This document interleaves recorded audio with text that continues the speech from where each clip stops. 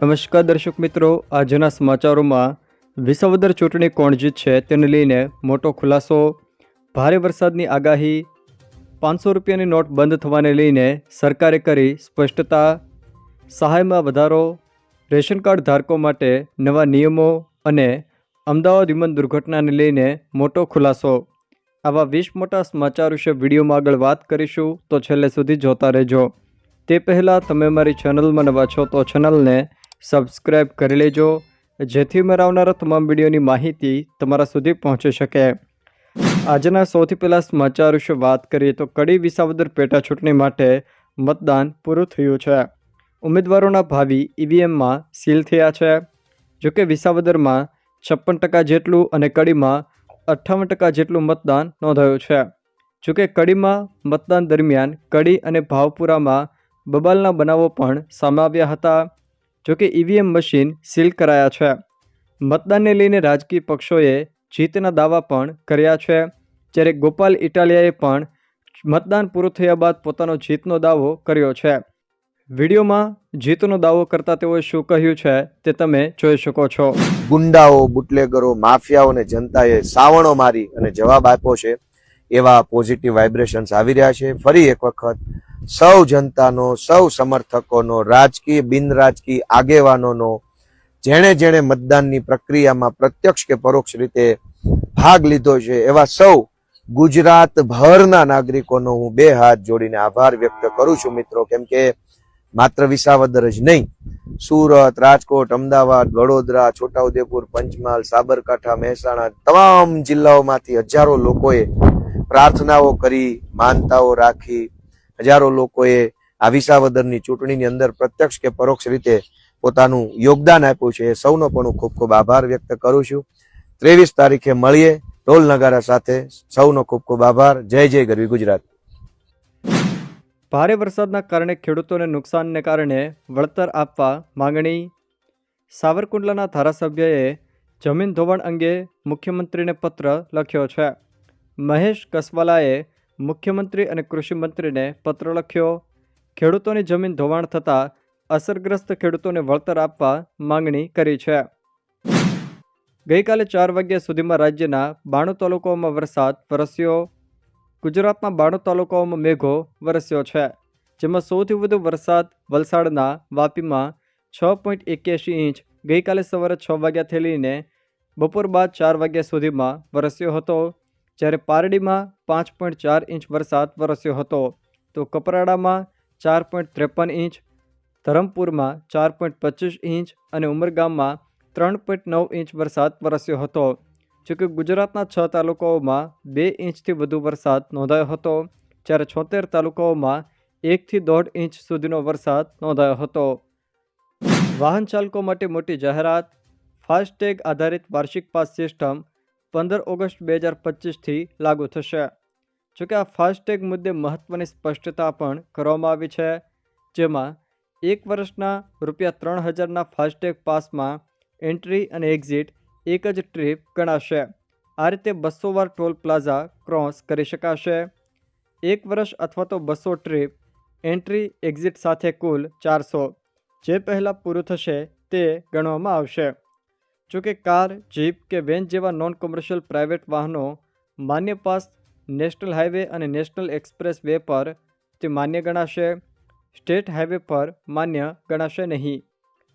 NHAI.gov.in અને મર્થની website પર pass બની શકશે. હવામાન ખાતા દ્વારા આજે દક્ષિણ ગુજરાતના વિસ્તારોમાં ભારે વરસાદની આગાહી. હવામાન ખાતા દ્વારા આજે ખાસ કરીને ભરૂચ, સુરત, તાપી, ડાંગ, નવસારી અને વલસાડ આ જિલ્લાના કેટલાક છૂટાછવાયા વિસ્તારોમાં ભારે વરસાદની આગાહીના પગલે યલો એલર્ટ જાહેર કર્યું છે. જોકે તે સિવાય રાજ્યના બાકી રહેતા કોઈક વિસ્તારોમાં સામાન્યથી હળવો વરસાદ વરસી શકે. જ્યારે 21 તારીખના રોજ બનાસકાંઠા, સાબરકાંઠા, નવસારી, ડાંગ અને વલસાડ આ જિલ્લાના છૂટાછવાયા સ્થળોએ ભારે વરસાદની આગાહીના પગલે યલો એલર્ટ જાહેર કર્યું છે. અમદાવાદ વિમાન દુર્ઘટના મામલે મોટા સમાચાર. વિમાન દુર્ઘટના મામલે અત્યાર સુધી 215 DNA મેચ થયા છે. 198 પાર્થિવ દેહને પરિવારજનોને સોંપવામાં આવ્યા છે, જ્યારે 6 લોકો સારવાર હેઠળ છે. એકને રજા આપવાની તૈયારીઓ છે. જોકે 15 લોકોને એર એમ્બ્યુલન્સથી સારવાર અર્થે પણ ખસેડાયા છે. અંબાલાલ પટેલની ગુજરાતમાં વરસાદને લઈને મોટી આગાહી. જાણીતા હવામાન નિષ્ણાત અંબાલાલ પટેલ મુજબ ગુજરાતમાં આવનારા દિવસોમાં પણ મેઘરાજા સારી બેટિંગ કરી શકે છે. 24 જૂનથી વરસાદનું જોર વધી શકે છે. 23થી 26 જૂન બંગાળના ઉપસાગરમાં લો પ્રેશર બનશે. તેથી ઉત્તર ગુજરાતના ભાગોમાં ભારેથી અતિ ભારે વરસાદ પડી શકે છે. તારીખ 26થી 30 જૂન સુધીમાં ભારે વરસાદ આવી શકે. જોકે આ સમયમાં દક્ષિણ ગુજરાતની નદીઓમાં પૂર આવે તેવી શક્યતા પણ અંબાલાલ પટેલ દ્વારા વ્યક્ત કરવામાં આવી છે.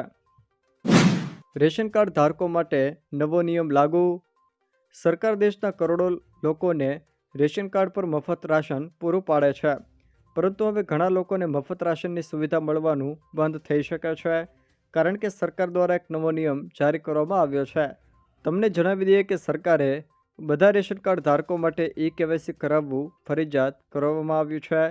જોકે ઈ-કેવાયસી કરાવવામાં કોઈ સમસ્યા આવી રહી હોય તો તમે નજીકના ખાદ્ય પુરવઠા વિભાગમાં પણ જઈ શકો છો અને ઈ-કેવાયસીની પ્રક્રિયાઓ પૂર્ણ કરી શકો છો. કુદરતી આપત્તિમાં મકાન નુકસાનની મહત્તમ સહાયની રકમમાં વધારો કરાયો. કુદરતી આપત્તિને કારણે મકાન અને ઝૂંપડાને થતા નુકસાન સામે પીડિત નાગરિકોને સરકારી ચૂકવાતી સહાયને ગુજરાત સરકારે 90,000થી વધારીને ₹2 લાખ કરી દીધી છે.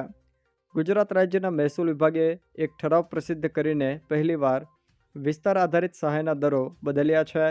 જેથી હવે પર્વતીય વિસ્તારમાં વરસાદ, વાવાઝોડા કે પછી ભૂકંપ જેવી આપત્તિના સમયે કાચું કે પાકું મકાન 70% સુધી ક્ષતિગ્રસ્ત હશે તો રાજ્ય સરકાર દ્વારા ₹2 લાખની સહાય ચૂકવવામાં આવશે. જોકે પ્રથમવાર વિસ્તાર આધારિત સહાય જાહેર કરવામાં આવી છે. 15મી જૂનથી સરકારી રેકોર્ડમાં ચોમાસું શરૂ થાય ત્યારથી લઈને ગુજરાત સરકારે 14 ઓગસ્ટ 2024ના ભારત સરકારના પત્ર આધારિત નવા સહાયના ધોરણો અમલ કરવા ઠરાવ પણ પ્રસિદ્ધ કર્યો હતો. જેમાં પર્વતીય વિસ્તાર માટે 70%થી વધુ નુકસાન પર ₹2 લાખની સહાય મળશે. સમતળ વિસ્તારમાં 70%થી વધુ નુકસાન પર ₹1,80,000ની સહાય. આંશિક રીતે પાકા મકાનમાં નુકસાન માટે કે જેમાં 15%થી 29% જેટલું નુકસાન હોય તો ₹6,500 સહાય.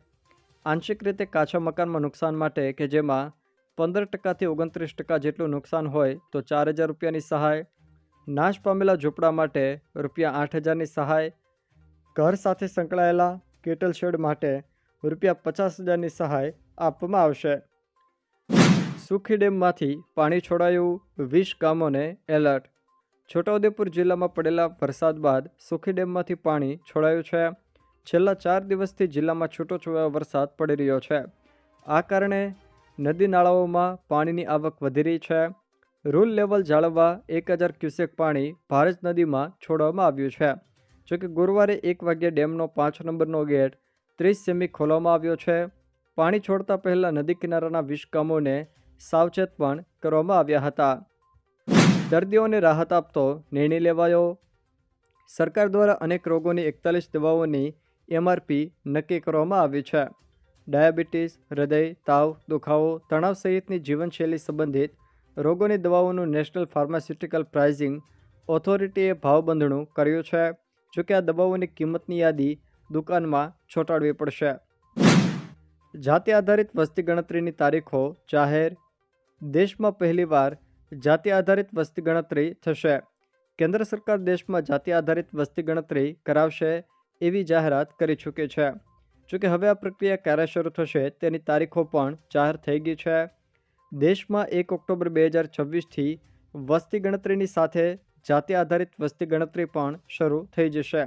જોકે ત્યાર પછી 1 માર્ચ 2027ના રોજ વસ્તી ગણતરીનો બીજો તબક્કો પણ શરૂ થશે.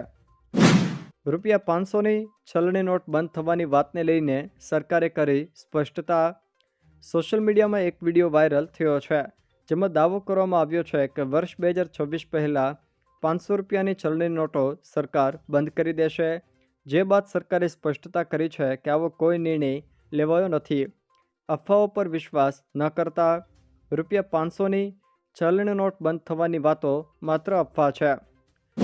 જો દર્શક મિત્રો આ વિડીયો તમને પસંદ આવ્યો હોય તો વિડીયોને લાઇક કરો, તમારા મિત્રો સાથે શેર કરો અને જો તમે અમારી ચેનલમાં નવા હો તો ચેનલને સબસ્ક્રાઈબ જરૂર કરજો, જેથી મારા આવનારા તમામ વિડીયોની માહિતી તમારા સુધી પહોંચી શકે.